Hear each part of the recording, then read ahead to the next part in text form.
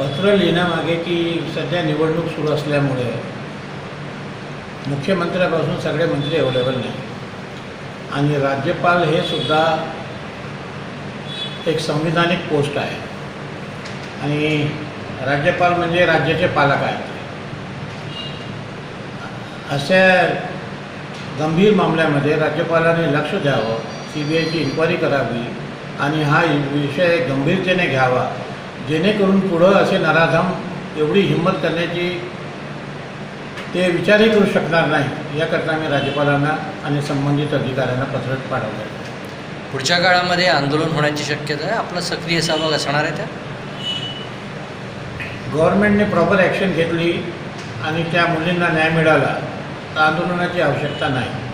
न्याय न मिळाल्यास तीव्र आंदोलन पूर्ण जिल्ह्यामध्ये होईल, त्याचे लोन जिल्ह्याच्या बाहेरसुद्धा जाईल. राज्यपालांकडे तुम्ही जे पत्र पाठवतात काय मागणी केली? आमची मागणी आहे की CBIची इन्क्वायरी करावी आणि CBIच्या माध्यमातून चौकशी करून या अशा ज्या घटना होतात त्याची पाडेमुळं खोदून काढावी. महाराष्ट्र हा पुरोगामी राज्य आहे. महाराष्ट्रामध्ये अशा प्रकारच्या घटना कधी होत नाही, फार कमी होतात आणि जर झालीच तर त्याचा आम्ही निषेध करतो. आणि ट्रायबल आदिवासी कम्युनिटी ही एक शिक्षणाच्या दृष्टिकोनातून, आर्थिक दृष्टिकोनातून मागासलेली कम्युनिटी आहे.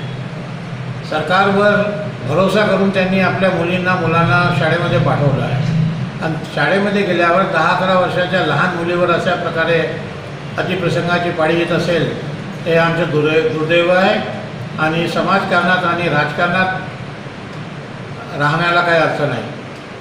आदिवासी विकास प्रकल्प अधिकारी जे आहेत त्यांच्या माध्यमातून जो तपास झाला किंवा त्यांनी जे ॲक्शन घेतली त्याबाबत समाधान करा.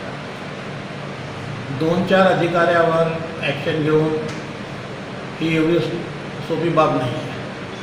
काही लोकांना वाचवण्याचा प्रयत्न होत आहे अशी लोकांची शंका आहे. 13 मुली बेहोश होतात, त्यांना ड्रग्ज देण्यात येते आणि या राज्यात कायदा सुव्यवस्था आहे की नाही हा प्रश्न जनतेसमोर आहे, आदिवासी लोकांसमोर आहे, आमच्यासमोरही आहे.